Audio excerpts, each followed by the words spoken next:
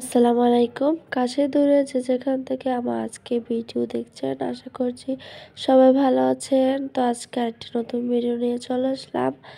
আর আজকে ভিডিওটি শুরু করছি দুপুরে রান্না দিয়ে। এই তো মাছগুলো আমি এখন লাল লাল করে ভেজে নিচ্ছি রান্না করার জন্য। এই তো মাছটা আমি সিম, বেগুন আর আলু দিয়ে রান্না করব। তো অল্প সিম ছিল, ভাবলাম একটা বেগুন দিয়ে সাথে আর আলু দিয়ে রান্নাটা করে ফেলি। আর এই তো মাছটা ভাজা হয়ে গেছে, এখন পেস্টটা দিয়ে দিচ্ছি, পেস্টটাকে ভেজে নিব। তো দেখতে থাকুন, আশা করি আমার আজকে ভিডিওটি আপনাদের কাছে ভালো লাগবে। ভালো লাগলে আমার চ্যানেলের পাশে থেকে যাবেন, আমাকে সাপোর্ট করবেন। এখন তো দিনটা ছোট, দিনের সাথে পেরে ওঠা যায় না, করারও সময় পাচ্ছিলাম না। তো আজকে একটা ভিডিও শেয়ার করছি আর কি। এই তো পেঁয়াজটার সাথে আলুটা আমি একসাথে ভাজা দিয়ে দিচ্ছি আর লবণ দিচ্ছি। লবণটা দিলে আলুটা তাড়াতাড়ি ভাজা হয়ে যাবে। আলু পেঁয়াজটা একসাথে ভেজে নেব, তো একসাথে দুটাই ভাজা হয়ে যাবে। আর এই তো আর বাসায় ছোট বাচ্চা থাকলে বাচ্চাদের কিন্তু সামলাতে সামলাতে দুপুর হয়ে যায়, দিয়ে সময়টা চলে যায় বোঝাই যায় না। আর এখন নেড়ে দিব, তো আলুগুলো লাল লাল হয়ে এসেছে, তো এখন একটু নেড়ে দিচ্ছি।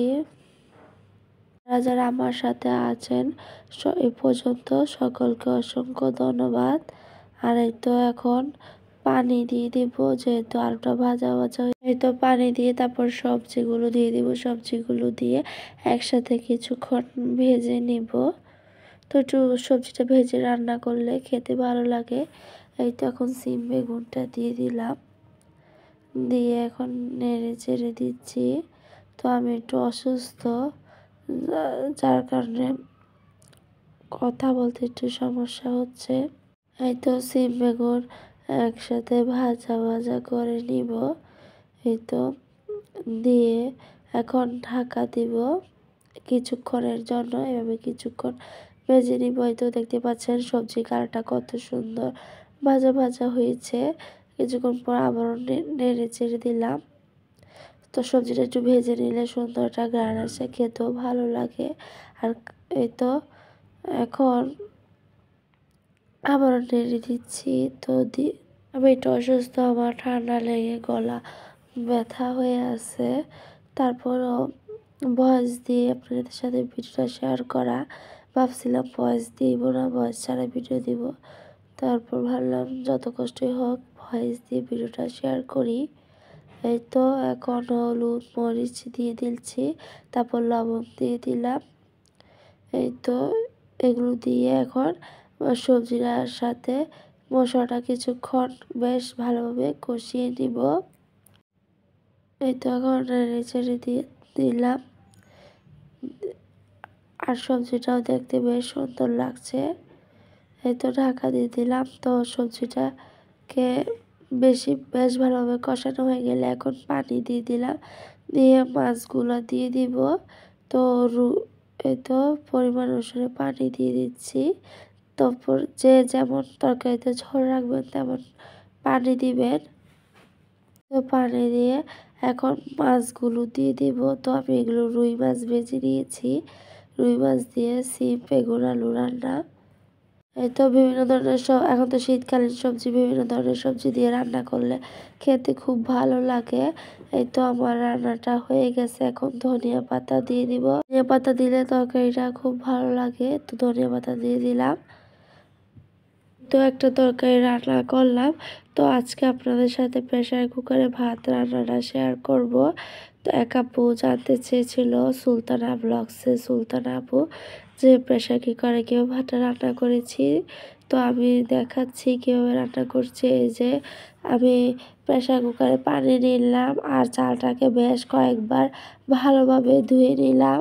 চাল থেকে যতক্ষণ ময়লা যায় ততক্ষণ চালনিতে নিয়ে চাউলটাকে বেশ ভালোভাবে ধুয়ে নিয়েছি। এখন এই তো প্রেসার কুকারে পানির মধ্যে চাউলটাকে দিয়ে দিচ্ছি।